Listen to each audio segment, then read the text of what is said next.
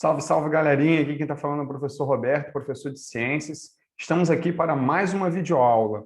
Queria aproveitar e pedir a vocês para curtirem e comentarem esse vídeo. Escreve aqui qual o nome da sua escola, o seu nome completo e a sua turma, só para a gente poder saber qual está sendo o alcance desse vídeo. No mais, vamos lá que eu tenho bastante coisa para falar para vocês hoje. Bom, pessoal, na aula de hoje e nas próximas aulas até o final do ano, nós vamos fazer um estudo aprofundado sobre os seres vivos. A gente vai começar falando das características gerais, dos sistemas de classificação, da nomenclatura científica, porque tudo isso serve de base para a gente entender essas características e compreender a classificação dos seres vivos.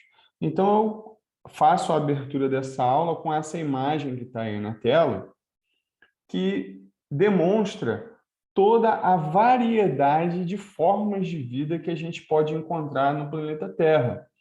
Temos aí desde plantas, passando por aves, mamíferos, fungos, moluscos. Então, a gente vai entender um pouquinho melhor desses seres vivos a respeito das suas características, das suas classificações, do nome científico, por que que existe, para que que existe isso, tá bom? Então, vamos lá.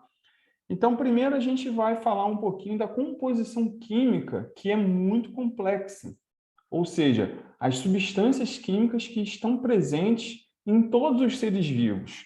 Todos os seres vivos, independente de qual espécie seja uma ave, seja um molusco, seja um camarão, seja um mamífero, todos esses seres vivos, eles vão apresentar basicamente esses elementos químicos que estão aqui em destaque, ó, o carbono, o hidrogênio, o oxigênio, o nitrogênio e o fósforo.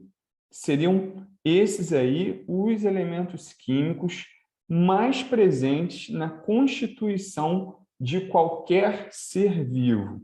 Ao lado aqui nós temos imagens do átomo, que é a menor estrutura da matéria. Toda a matéria ela é composta, é formada por átomos. E entre os seres vivos predominam os átomos desses elementos químicos que eu citei. Os seres vivos, eles possuem uma característica que permitem identificá-los como seres vivos. Que características seriam essas? Seria a organização celular, todo ser vivo é formado por célula. Seria o metabolismo. O que é o metabolismo? É o conjunto de reações químicas que ocorrem nos seres vivos que permite que eles permaneçam vivos. A gente pode citar, olhando para o nosso corpo humano, a gente pode citar a respiração, a digestão. São processos associados a reações químicas que nos mantêm vivos. Então, faz parte do nosso metabolismo, tá bom? A reprodução, que é o conjunto de atitudes e atividades que possibilitam a perpetuação, a reprodução dos seres vivos, que é quando o macho e a fêmea se juntam para ter um filhote, para ter uma cria. O material genético, que integra as células dos seres vivos. Então, os seres vivos, quando se reproduzem, eles fazem ali uma troca de material genético para dar origem a um novo indivíduo. Você é uma pessoa que surgiu a partir da reprodução dos seus pais com o material genético deles que deu origem a você. Essa é a ideia, e isso acontece na natureza como um todo, e com a grande maioria dos seres vivos. A adaptação e a evolução, que foram as mudanças, os ajustes que os seres vivos foram sofrendo com o passar do tempo por conta das condições ambientais. Então, ora, os primatas, por exemplo, viviam mais no topo das árvores, ora eles puderam descer, ora os mamíferos não existiam na Terra, porque a Terra era ocupada pelos grandes répteis, os dinossauros, mas quando os dinossauros desapareceram da Terra, os mamíferos encontraram um ambiente favorável ao seu desenvolvimento. Então, tudo o que acontece com os seres vivos depende muito do que está acontecendo ao redor dele. Por isso, tem também essa outra característica, que é a reação aos estímulos. O que seria essa reação a estímulos? Se um ser vivo está com sede, ele vai buscar um ambiente que tenha disponibilidade de água. Ele não vai ficar ocupando uma região que não tenha disponibilidade de água. Se um ser vivo está vivendo numa região muito fria, ele vai buscar um abrigo, vai buscar uma caverna. Então, tem todos esses estímulos que o ambiente oferece aos seres vivos são muito importantes para essa questão da adaptação, para essa questão da evolução, e somente os seres vivos reagem a esses estímulos. Se você pegar, por exemplo, botar uma cadeira no sol, a cadeira não vai sentir calor, porque ela não é um ser vivo, né? Então, ela não vai ter uma reação ao estímulo do aumento da temperatura, no exemplo que eu estou citando para vocês. Mas, continuando, a gente também tem que falar do tipo de organização celular que os seres vivos vão apresentar. A gente sabe, como eu já falei, todo ser vivo é formado por células, e aí a gente vai encontrar, basicamente, dois tipos de célula. Existem as células procariontes, que são aquelas que têm o material genético espalhado no citoplasma. Lembra aí da célula? Citoplasma, núcleo, membrana plasmática. Então, nas células procariontes não existe um núcleo, porque o núcleo ele reserva todo o material genético da célula. No caso das células procariontes, não tem um núcleo. Então, o que acontece? O material genético ele fica espalhado. Esse tipo de célula só acontece nas bactérias, tá bom? Somente as bactérias possuem células procariontes. Todos os outros seres vivos que você puder pensar serão eucariontes, ou seja, serão seres vivos cuja célula vai apresentar núcleo, ou seja, a célula vai ter o material genético todo guardado no núcleo. E existe ainda os vírus. Os vírus eles apresentam substâncias químicas orgânicas, que são típicas dos seres vivos. No entanto, eles não possuem células. Eles são acelulares. E aí fica uma discussão se os seres vivos devem ou não serem considerados como ser vivo. Eu, particularmente, quando considero um vírus vivendo isolado no ambiente, eu não acho que ele deve ser considerado um ser vivo. No entanto, quando ele está parasitando uma célula, e aí ele coloca uma célula para trabalhar para ele, aí eu já acho que ele tem que ser considerado um ser vivo. Entendeu? Então, os vírus, eles têm essa característica. Eles, obrigatoriamente, precisam parasitar uma célula para poderem viver, entre aspas, vamos assim dizer. Eles sozinhos não têm condições de se reproduzir. Eles não têm organização de célula para fazer isso. Então, eles precisam parasitar uma outra célula para que eles possam colocar essa outra célula para trabalhar para eles. Tá bom? Então, isso sobre os vírus. Mas não se esqueçam, os tipos de células que existem. Células procariontes, com o material genético espalhado no citoplasma, e células eucariontes, células com o material genético reservado no núcleo. Ainda sobre essa perspectiva de células, a gente pode classificar os seres vivos em relação à quantidade de células que eles possuem. A gente tem os organismos unicelulares, que são organismos formados por uma única célula. Isso acontece com bactérias, protozoários, alguns fungos, algumas algas. E temos também os organismos pluricelulares, ou como também são chamados, multicelulares. E eles vão apresentar mais de uma célula. Por exemplo, as plantas que a gente conhece aí no dia a dia, os animais em geral, tá? Todos eles são formados por mais de uma célula. A reprodução é uma propriedade em que os seres vivos possuem de gerar descendentes e perpetuar a espécie. Porque se não houvesse a reprodução, o que ia acontecer? Os seres vivos eles iriam desaparecer. Então, se eu não tivesse o passarinho de uma determinada espécie, sei lá, o tucano, tem o macho e tem a fêmea. Se não houver reprodução entre eles, eles vão desaparecer da natureza. Então, precisa haver a reprodução para que se possa gerar descendentes e perpetuar a espécie, ou seja, garantir a continuidade de que aquela espécie vá continuar existindo.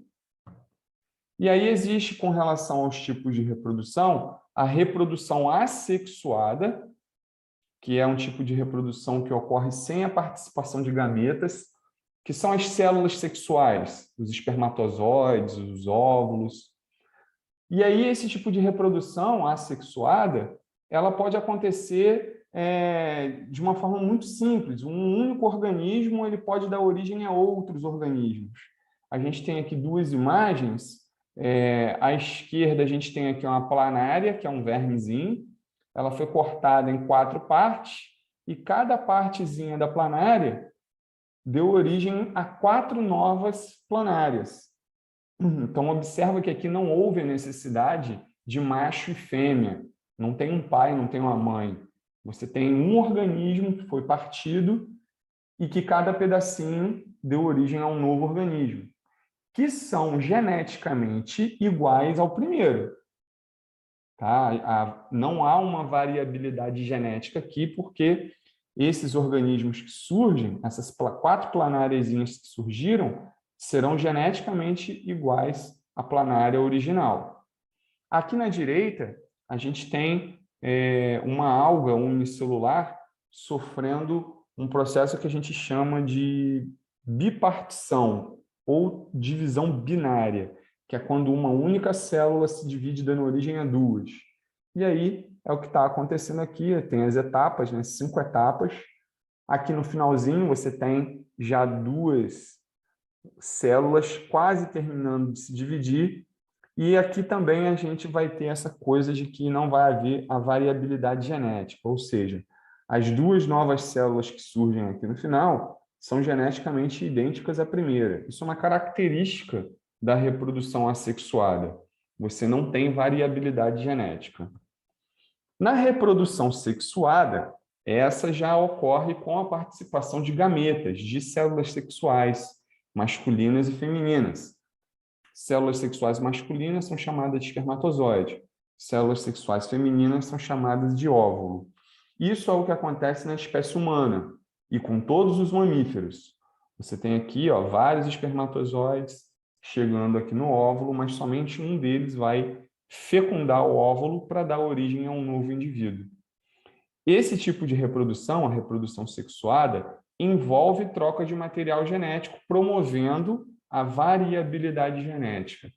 Para a natureza, para o meio ambiente, isso aqui é muito interessante, porque você proporciona o surgimento de novos indivíduos com uma informação genética diferente das dos antepassados, dos pais. E isso é bom porque, no caso de alguma coisa que possa causar a extinção dos seres vivos, da espécie, a variabilidade genética gera possibilidades de sobrevivência. Porque se os indivíduos eles são todos geneticamente iguais, se vem uma gripe e mata um indivíduo daquela espécie, todos os outros que são geneticamente iguais a ele provavelmente vão morrer também.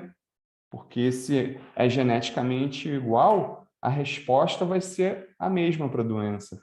No caso aí do exemplo que eu estou citando com a morte. Já quando você tem a variabilidade genética e vem uma doença, eu estou dando um exemplo de uma doença, né? Mas aí vem a doença, alguns indivíduos podem até morrer, mas outros sobrevivem. Por quê? Porque você tem a variabilidade genética. Isso é muito interessante para a natureza. A hereditariedade. Ao se reproduzir, um ser vivo transmite aos seus descendentes um conjunto de instruções em código inscrita no material genético, a partir dos quais um novo ser desenvolverá a sua organização típica. Foi o que eu falei agora há pouco, né? Você tem a sua hereditariedade, ou seja, você traz as informações genéticas da família do seu pai e da sua mãe.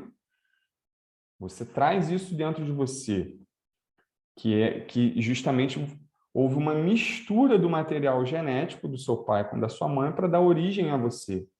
Esse material genético que a gente tanto fala, que fica lá no núcleo da célula, ele pode ser basicamente de dois tipos, DNA e RNA. São siglas que mais para frente vocês vão aprender o significado delas e vão entender que cada letrinha dessa sigla aqui significa alguma coisa na estrutura desse material genético. Mas isso aí é papo para outros anos de escolaridade, não é agora aqui para o 7º ano, não. Fiquem tranquilos. A reação aos estímulos, né, que eu falei com vocês. Então, os seres vivos, eles têm a capacidade de perceber o ambiente.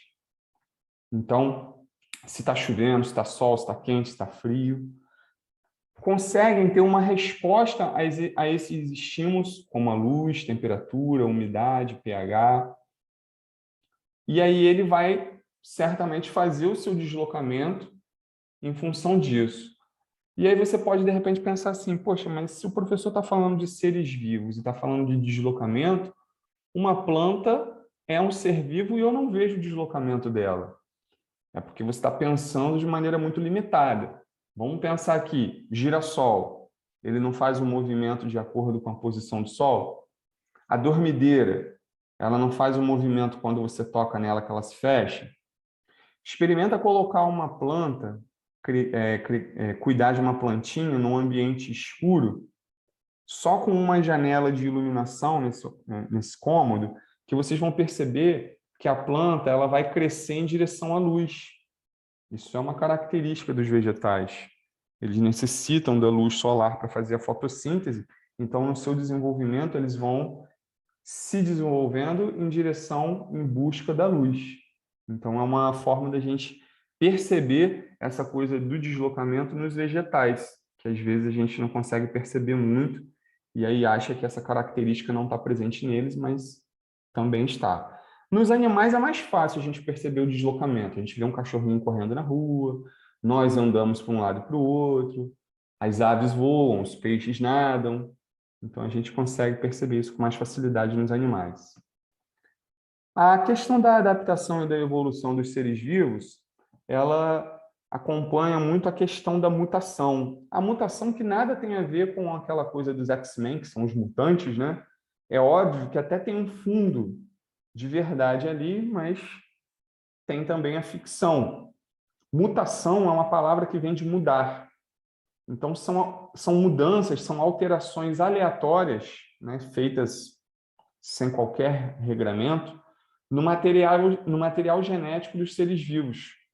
E aí, o meio ambiente vai agir sobre essas características, selecionando se o ser vivo sobrevive ou não, se ele vai continuar existindo no ambiente ou se ele vai desaparecer. Então, um bom exemplo é esse que está aqui, ó. Eu estou marcando aqui com a apontadorzinho vermelho. O que a gente tem aqui? A gente tem um gatinho branco num ambiente de neve. Ou seja, esse gatinho branco num ambiente de neve, ele consegue se camuflar.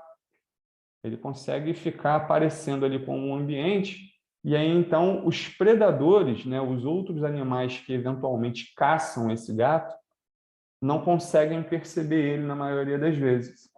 Ao passo que se ele fosse um gatinho amarelo, né, igual a gente costuma ver esses gatinhos vira-latas, um amarelo, um rajadinho, um verdinho, num ambiente branco como esse daqui, ele seria uma presa fácil, porque os predadores facilmente iriam perceber eles.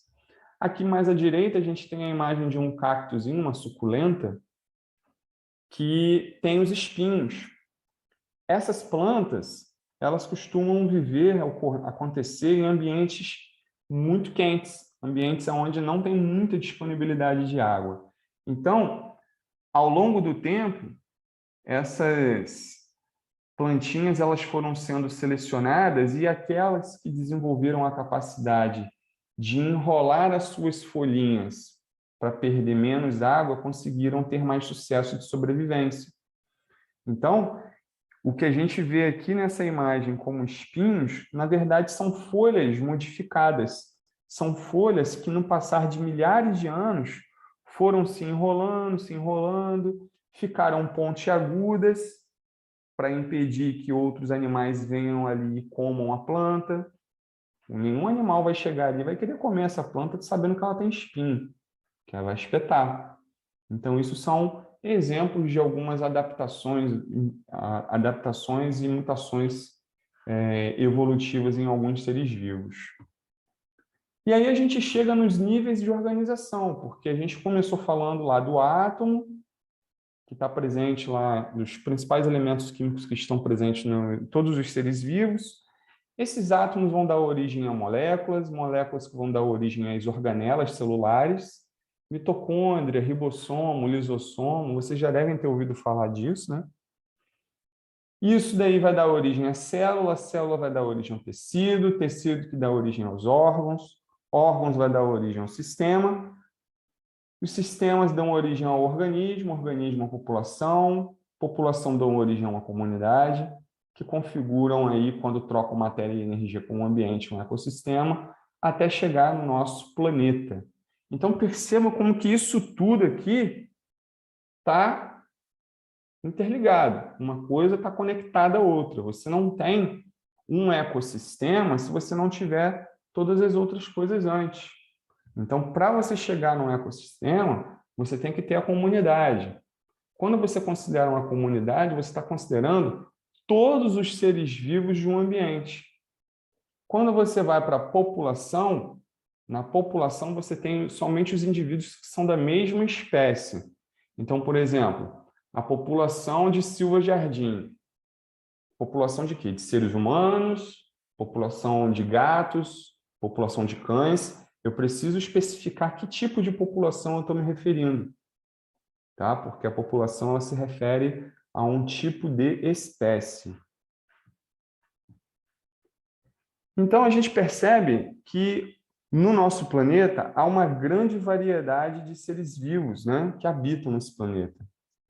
Cerca de 10 a 30 milhões de espécies, dos quais somente 1,4 milhões são conhecidos.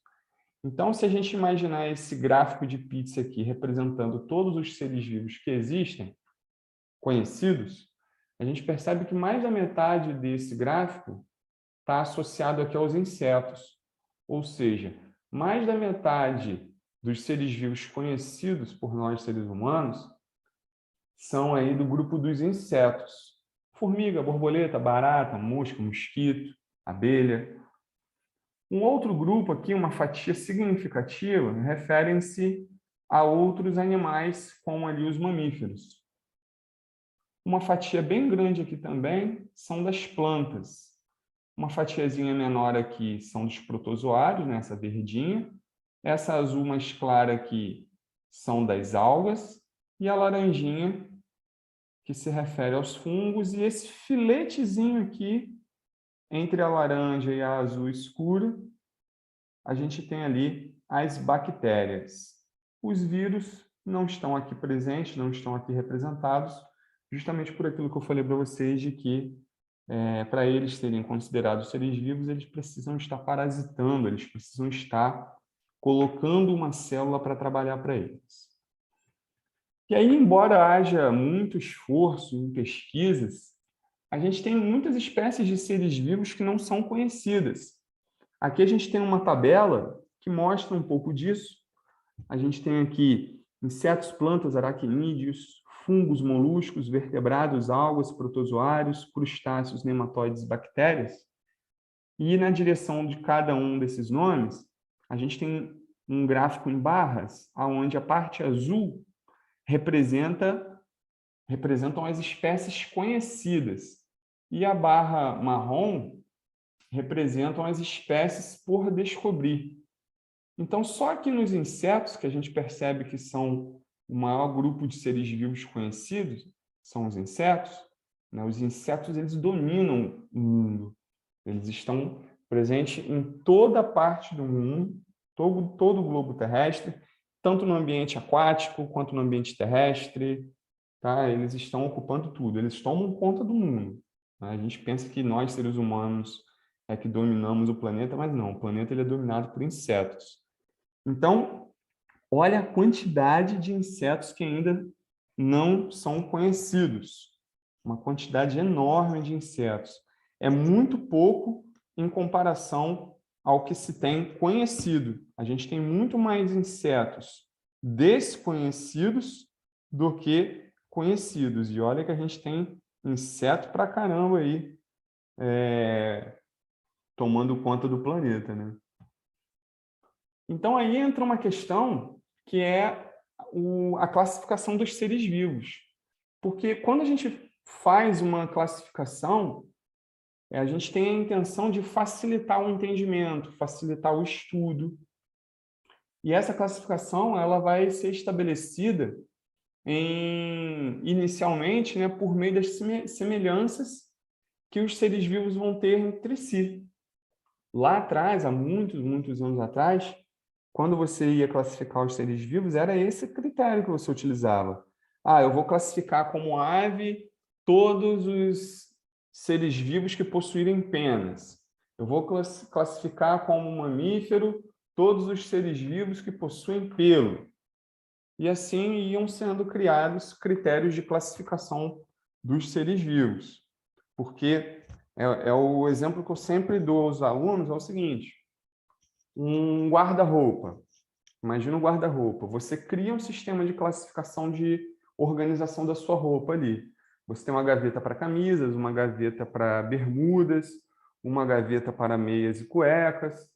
Por que que você faz isso? Porque quando você vai se arrumar, você já sabe, não, eu vou pegar aqui a gaveta, na gaveta de cueca e uma meia, vou pegar na gaveta de bermudas, vou pegar uma bermuda.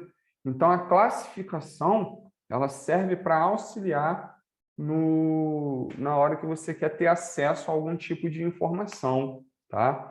E a distinção mais lógica da divisão dos organismos é inicialmente entre acelulares, né, daqueles que não possuem célula, dos celulares, que são aqueles que possuem célula. E aí, entre os acelulares, entrariam somente os vírus e todos os outros seres vivos que a gente conhece entrariam aqui na divisão de organismos celulares, que possuem células. A taxonomia, já vem um professor com esses nomes difíceis. A taxonomia é uma parte da ciência que estuda a diversidade dos seres vivos e estabelece a organização dos seres vivos. E essa organização dos seres vivos, ela é utilizada até para construir o nome científico dos seres vivos. Vocês já devem ter ouvido falar que os seres vivos possuem um nome científico, que são aqueles nomes estranhos, né, que vocês consideram estranhos. Ah, qual é o nome científico do tomate? Ah, é Lycopersigium succulentum. Qual é o nome científico daquela mosquinha que dá na banana quando está muito madura? É Drosophila melanogaster. Entendeu? Então, são alguns exemplos de nomes científicos que são elaborados a partir dessa classificação dos seres vivos. E aí tem esse ramo da ciência que estuda somente essa parte da ciência e é a taxonomia. Então, a palavra taxonomia, ela vem ali de nomia, vem de nome, e taxo vem de taxis em inglês, que é um arranjo, ordem, tá? Então, é um critério de organização dos seres vivos que vai estabelecer uma classificação e até gerar o nome científico dos seres vivos. Isso foi proposto em 1735 por esse cientista, Linneu, tá? Aqui está o nome dele, o nome europeu dele, né? Carl von Linné, e aqui no Brasil a gente chama ele de Linneu, e ele propõe um sistema de classificação, de nomenclatura dos seres vivos, que é chamado de sistema binomial de nomenclatura.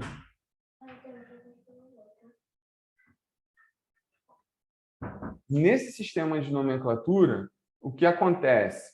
É utilizada uma unidade básica de classificação, que é a espécie, que dá o nome científico, e aí, a partir desse ponto de classificação dos seres vivos, a partir do grau de parentesco, a gente vai criando as outras classificações. É meio difícil para vocês entenderem isso, né? Eu entendo, vocês são novinhos, né? Mas eu vou apresentar alguns esquemas aqui que vai facilitar a compreensão disso. De acordo com a classificação dos seres vivos, a espécie representa a unidade básica e ela é designada por um conjunto de seres semelhantes entre si, capazes de se cruzarem, resultando descendentes férteis. Então, uma espécie, o que é uma espécie? É um conjunto de seres vivos semelhantes que têm essa capacidade de reprodução e que vão apresentar descendentes férteis. Isso é muito importante para a gente poder compreender o conceito de espécie, porque lá na frente a gente vai ver que, por exemplo, o burrinho, acho que já é até aqui, ó. Tá aqui. O burro, ele não pode ser considerado uma espécie. Ele é um ser vivo, mas ele não configura uma espécie de ser vivo. Por quê? Porque ele não é capaz de reproduzir e gerar descendentes férteis, tá? Então, para ser considerado uma espécie, tem que ser capaz de reproduzir e gerar descendentes férteis. E aí vamos falar um pouco mais dessas categorias taxonômicas, né, que são as categorias de classificação dos seres vivos.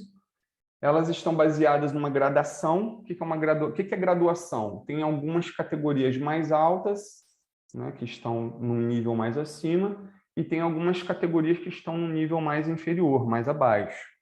E elas vão englobar grupos de seres vivos com características cada vez mais gerais se partirmos de uma característica específica.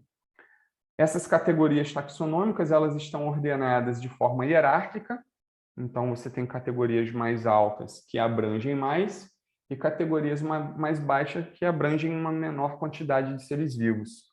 E elas vão sempre procurar medir um grau de parentesco evolutivo entre os seres vivos de cada uma delas.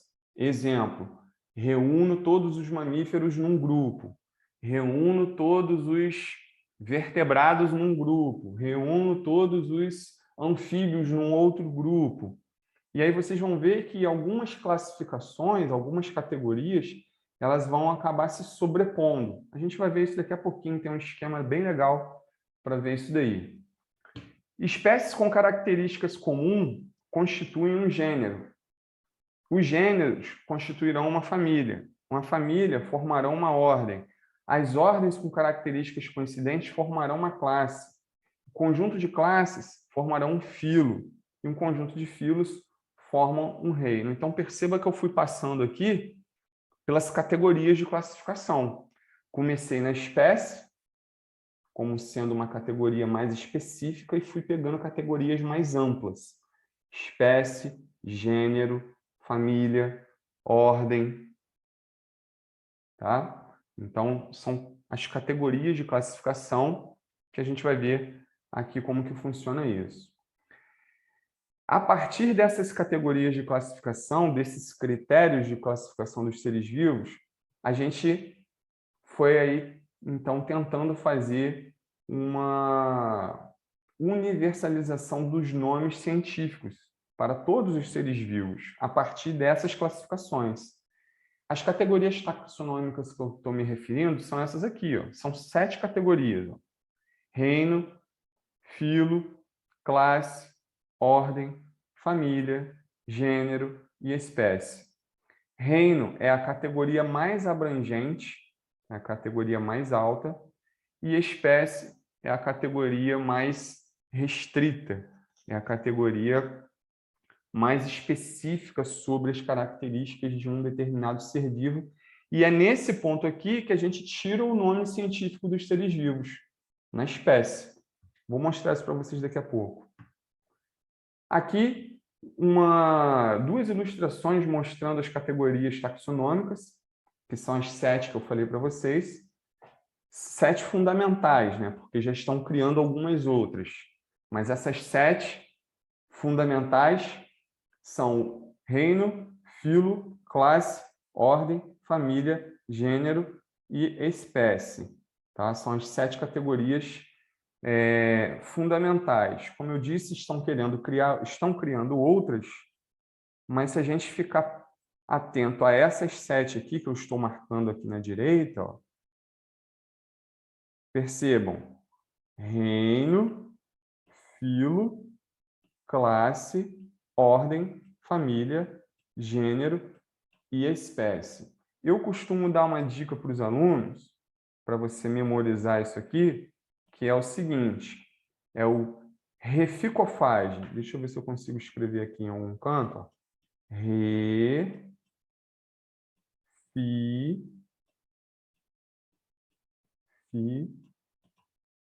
co,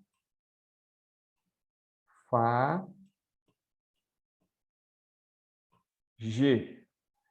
Desse jeito mesmo, tá? Tem algumas letras maiúsculas e algumas letras minúsculas ali pelo meio, porque ali a gente tem as categorias em ordem, as categorias de classificação taxonômica estão em ordem. Então, cada letra maiúscula ali se refere a uma categoria taxonômica. Então, percebam aqui, ó, Re de reino, Fi de filo, o C de classe, O de ordem, Fá de família, G de gênero e o E de espécie. Então, reficofage, reino, filo, classe, ordem, família, gênero e espécie. Isso para você memorizar as principais categorias de classificação dos seres vivos em ordem. Reino é a mais abrangente e espécie é a mais específica. No meio do caminho, filo, classe, ordem, família e gênero. Tá bom? Vamos lá, vamos seguindo. Está acabando. Aqui, eu coloquei novamente essa coisa das categorias taxonômicas para mostrar para vocês que elas servem de orientação para chegar no nome científico dos seres vivos. Então, eu aqui vou marcar as 7 categorias de classificação mais importantes. Ó, reino, filo, classe, ordem, família, gênero e espécie. Por que eu estou marcando essas? Porque esse esquema que está aqui na tela, ele traz mais informações, mais classificações. Mas se a gente ficar atento a essas 7 que eu marquei aqui, já está bom. E no caso aqui, eu estou trazendo a classificação do ser humano. Então, ó, o ser humano ele é do reino animal, pertence ao filo Chordata, é da classe mamália, da ordem dos primatas, da família Hominídea, do gênero Homo, formando a espécie Homo sapiens. Esse aqui é o nome científico da espécie humana, Homo sapiens. Perceba que para eu chegar ali, eu fui olhando todas as classificações anteriores para poder construir o nome da espécie. Bem legal, né? Fica tranquilo que você não tem que decorar isso, não. Você só tem que saber que isso aqui existe, saber que isso daqui é um critério utilizado para classificar os seres vivos e para fazer o nome científico dos seres vivos. Mas não precisa ficar decorando, fica tranquilo. Vamos avançar, que a gente está quase no final. Aqui, eu fiz uma outra classificação biológica de várias espécies de felinos. Veja bem, eu não sei o nome científico de todos os seres vivos. Sei de alguns, tá? Sei de alguns. Mas eu quis buscar isso aqui para a gente perceber uma coisa. Dentro de um mesmo gênero, dentro de um mesmo grupo, eu posso ter vários representantes. Então, olha só. Eu estou aqui no reino Animalia, que é o reino animal, né? No filo Chordata, que é o filo dos vertebrados, na classe dos mamíferos, a ordem carnívora, a família Felidae, o gênero Felis. Dentro do gênero Felis, eu tenho 1, 2, 3, 4, 5. Eu tenho 5 espécies escritas aqui, né? Talvez tenham até mais. Eu tenho 5 espécies escritas aqui no quadro. Então, tem o Felis concolor, eu não sei que animalzinho é esse, mas é um parente do gato. O Felis fulvus, o Felis silvestris. O Felis silvestris eu sei quem é. O Felis silvestris é o gato selvagem. Felis manu, Felis lynx, e poderia ter aqui, não está escrito, o Felis catus, que é o nome científico do gatinho doméstico que a gente tem em casa. Olha aqui, estou escrevendo o nome dele aqui na esquerda. Ó. Felis catus. Então, esse é o nome científico do gatinho, tá bom? A gente vai perceber que existem regras para estabelecer, para escrever esses nomes científicos, e essas regras, elas são, assim, cumpridas rigorosamente. A gente não pode, assim, de qualquer jeito, eu vou chamar esse ser vivo aqui disso. Não, tem um critério, tem uma regra de nomenclatura. Essa regra de nomenclatura, ela segue regras de acordo com aquela classificação taxonômica do reino, do filo, da classe, da ordem, da família, do gênero, da espécie, tá? Isso porque organizar é uma necessidade, especialmente se pretendemos enfrentar a tendência universal da entropia. O que é essa tendência universal da entropia? Da desordem, né? A gente vai estudando tanta coisa, vendo tanta coisa, encontrando tantos seres vivos e vai bagunçando que daqui a pouco você está perdido no meio de tanta informação. Então, você precisa ter aquilo ali organizado. Então, a gente tem aí o homem, ele é um indivíduo, é um ser vivo investigativo por natureza. Então, se a gente não tiver uma organização para fazer os estudos dos seres vivos, da natureza como um todo, a gente não vai conseguir chegar a lugar nenhum. Eu até brinco que na bandeira do Brasil está escrito ordem e progresso, mas deveria ser ordem e progresso. Porque se você está num ambiente de desordem, você não vai avançar. Você tem que estar ali de maneira organizada, de maneira ordeira, para poder conseguir ter os avanços nos estudos que estão sendo feitos. Então, em ciências, essa preocupação ela surgiu muito cedo. Desde uma época antes de Cristo, já os filósofos gregos, há mais de 2000 anos, eles começaram a estabelecer critérios de classificação dos seres vivos, justamente para poder facilitar o estudo desses seres vivos. E aí, então, a gente tem inúmeras vantagens sobre a utilização do nome científico, que, como eu falei para vocês, segue aquele critério, né, da classificação taxonômica. E quais seriam essas vantagens? Facilidade de comunicação entre pessoas de diferentes regiões de um país, ou mesmo entre outros países, porque evita o nome de espécie, nome vulgar dos seres vivos, né, ou popular. Poderiam gerar confusões por mudarem com o tempo, ou serem diferentes nos locais. A nomenclatura científica ela é universal. O mundo inteiro conhece os seres vivos através do nome científico.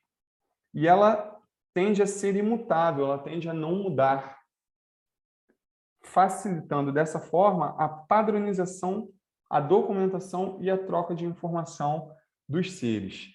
Vamos dar um exemplo aqui para a gente perceber isso. Canário belga.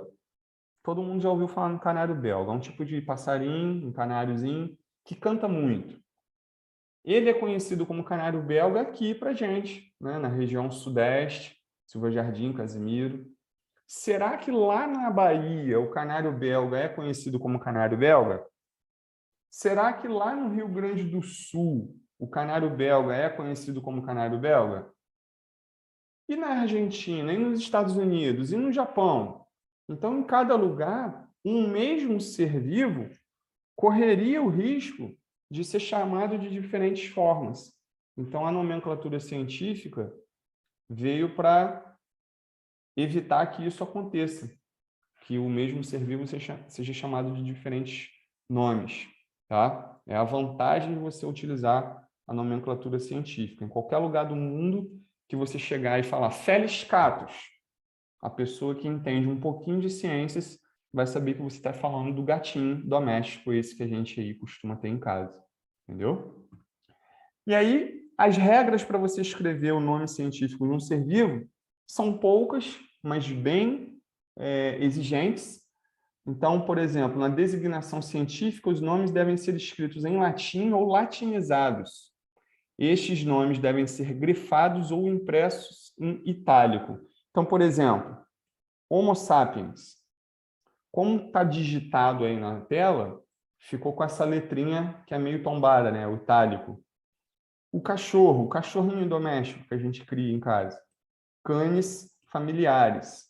Então, percebam que os nomes, eles são esses nomes estranhos porque eles atendem a essa regra, que tem que ser escrito em latim ou latinizado. O latim é uma língua que serviu de base para o surgimento da língua portuguesa. Então, por isso que, às vezes, algumas palavras são parecidas. Tipo canis. Canis lembra cão. Familiares lembra família. Então, canis familiares é o cachorro de família, é o cachorro da família. Entendeu? Mas é por aí o entendimento que tem que ser feito. A segunda regra, os termos que indicam até o reino deverão ter a inicial maiúscula e, quando for manuscrito, devem ser sublinhados ou itálico em negrito. Como aqui. Aqui eu estou falando do gênero Ascaris, que é um gênero de um verme, de uma lombriga, que às vezes aí acomete algumas pessoas, né? Tem pessoa está com a verminose, está com um verme dentro da barriga, né? Então, a primeira letra aqui do nome, ela tem que ser com letra maiúscula, tá vendo? Isso é uma regra, tem que ser seguida. Quando você vai escrever o nome da espécie, que é o tal nome binomial, que vem com dois nomes, ele vai precisar também ser escrito sublinhado ou em itálico. O primeiro termo indica o gênero e o segundo termo indica o termo específico, sendo que a primeira letra do primeiro nome é sempre maiúscula. Está aqui, ó. E todas as outras são minúsculas. Então, Entamoeba coli é esse organismozinho que está aqui, ó. É uma bactéria, é um protozoário causador de uma doença intestinal grave chamada amebíase. Tá? Continuando, a quarta regra. Se desejarmos o autor da descrição de uma espécie, seu nome deve aparecer em seguida do termo binomial, sem qualquer pontuação. A data em que ele descreveu a espécie em questão vem após o seu nome, precedido por vírgula. Então, a gente tem, por exemplo, aqui um nome científico, Trypanosoma cruzi. Trypanosoma cruzi é o nome científico desse protozoário causador da doença de Chagas. Aqui tem a imagem dele vista no microscópio. E quem estudou, quem deu esse nome científico foi um cientista chamado Carlos Chagas, por isso que o nome dele apareceu aqui, Chagas, e o ano em que ele fez isso, 1909. Mas o nome científico do ser vivo é Trypanosoma cruzi, que é o ser causador da doença de Chagas. A quinta regra, entre o gênero e a espécie, às vezes pode aparecer um terceiro nome, que é o subgênero. Mas é raríssimo isso acontecer para vocês no sétimo ano. E esse nome, que aparece ali no meio, ele vai ter a inicial maiúscula entre parênteses. Então, tem aqui alguns exemplos. Temos 3 exemplos. São todos mosquitos. O primeiro deles, Anopheles nisorhynchus darlingii. Aí observa que o nome do meio que é o do subgênero, apareceu entre parênteses e com a primeira letra em maiúsculo. Depois tem o Aedes stegomyia aegypti. Então, esse aqui vocês já devem ter ouvido falar, né? É o mosquito causador da dengue e da febre amarela. E por último aqui, ó, o Anopheles kertésia bilator. Então, esses nomezinhos, entre parênteses, referem-se à subespécie e estão ali entre parênteses com o primeiro nome maiúsculo. Sexta regra, às vezes a gente pode encontrar uma abreviatura no nome científico assim, ó, SP ou SPP. O que significa isso? Significa uma abreviatura de espécie ou de espécie, se for no plural. Então, SP é para quando é uma só, SPP para quando for mais de uma. Então, por exemplo, Plasmodium SP. Plasmodium está se referindo a uma espécie de ser vivo do gênero Plasmodium. Agora, quando eu tenho Plasmodium SPP, aí eu já estou me referindo a várias espécies que pertençam ao gênero Plasmodium, porque lembrem-se, o primeiro nome de um nome científico se refere ao gênero. Bom, pessoal, essa foi a nossa videoaula de hoje. Espero que vocês tenham gostado. Até a próxima!